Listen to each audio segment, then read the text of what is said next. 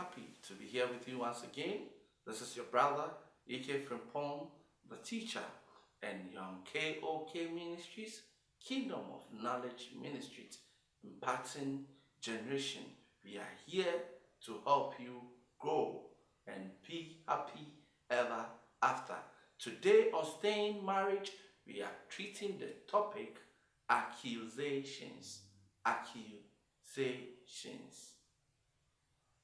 Yes, we are treating the topic accusations. What has necessitated this topic? We have to stay in marriage. And when we have to stay in marriage, it means that we have to trust each other. We have to erase doubt. We have to be careful what we say and the words we speak. Therefore, in all this, we have to be careful in leveling various levels of accusations against our partners. Accusations. Accusations simply means that you are blaming someone for something that you think, or per your analysis, you believe he or she has caused that problem. In our human nature, it is natural for us to feel or to believe or to draw hypotheses and assumptions that it is because of a brethren or a sister or a partner that is why we have a certain problem. We always want to apportion blames. We always want to accuse the other person based on our instinct or on certain informations we may have picked which may not be substantiated. We don't have evidence, but we are assuming that because A and B is like this, then C is correct, and the three will lead us to a D, and that is what happens usually in the marriage. We accuse each other for things that we sometimes presume or assume that is making us behave in a certain way. Sometimes we pick information from the public. Sometimes we pick information on the street, and based on those informations, we draw hypotheses in our mind and we blame our partner or accuse them of a wrongdoing which we may not be able to substantiate. This is a problem for the marriage. This will lead the marriage where we don't want the marriage to be.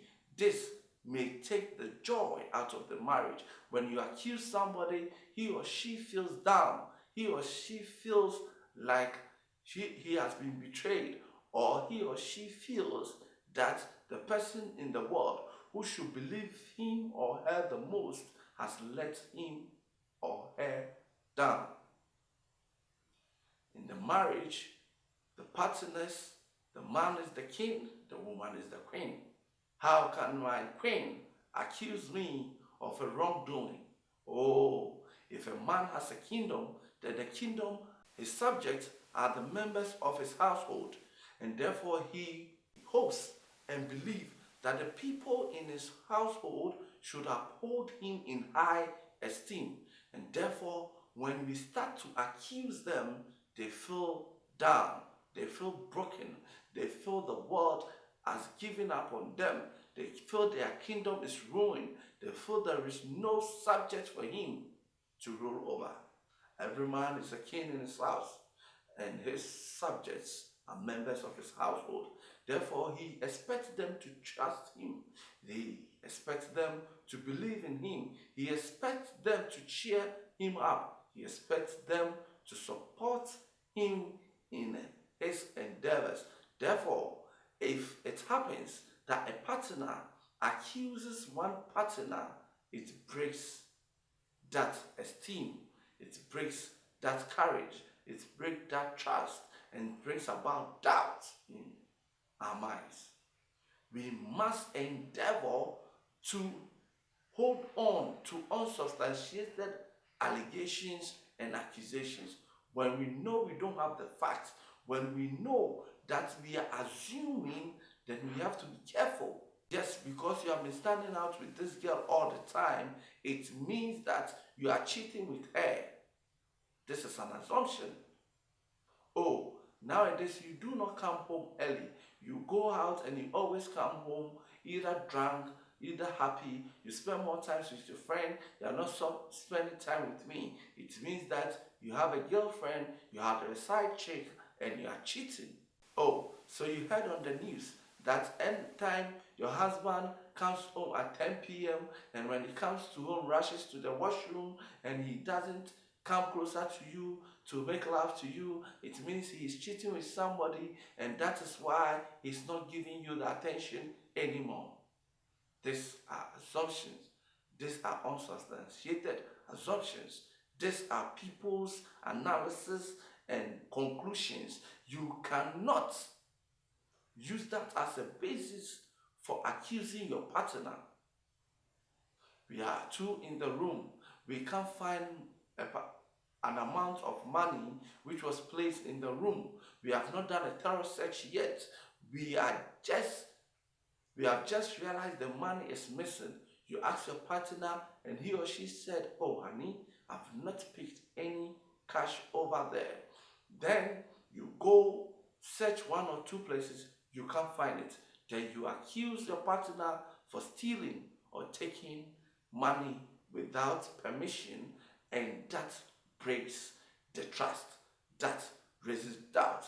That is a spirit killer. That brings about emotions. That weakens the foundation of the marriage. That makes the other person feel that his kingdom is ruined. The man who she feels comfortable around now sees her as a thief. Accusations. This is one of the things we have to be careful of. In my book, Until Death Do Us Part, I wrote about accusations. Staying married, you have to be careful of accusations.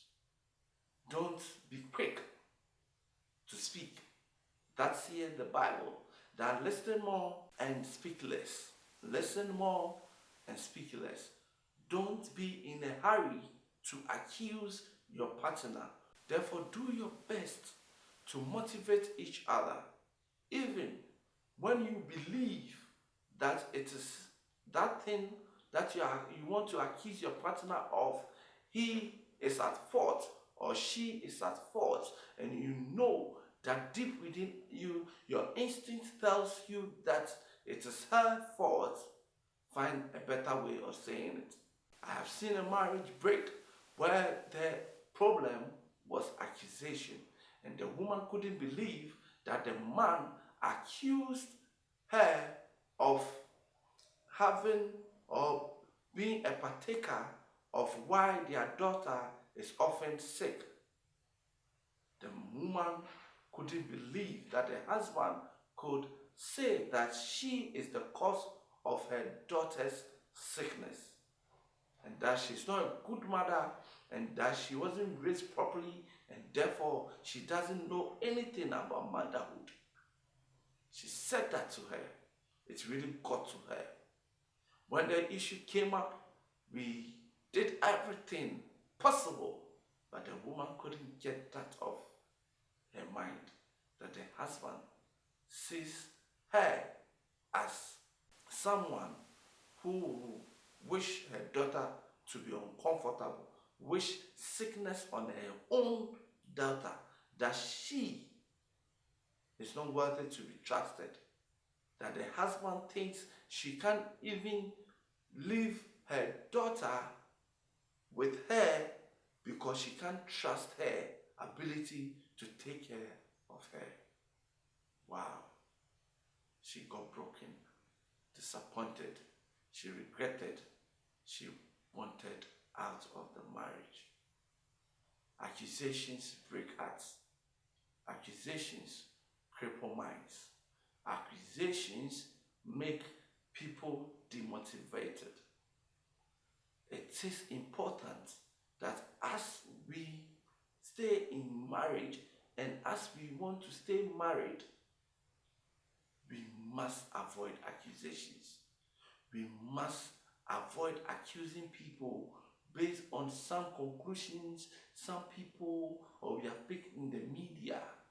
When you have a problem about your husband's relationship or about your wife's relationship with other people, sit her down and tell her that, wifey, I'm having a problem with this your relationship with this gentleman, and therefore I want you to cease or find a way to reduce your encounters. It is making me uncomfortable, and I'm beginning to draw assumptions and come to all forms of conclusions. And I think, and I'm believing, I've come to the point where I believe the two of you have something going on.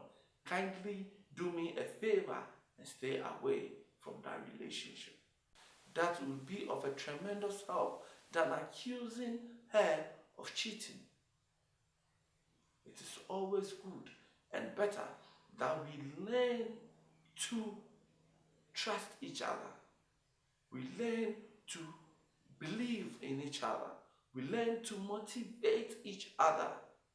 I witnessed a marriage collapse, and the only reason and the problem that the marriage was inevitably unsavable was because the man accused the wife for killing their unborn child.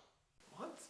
Yes, the man accused the woman of killing the 6-month-old child in her tummy.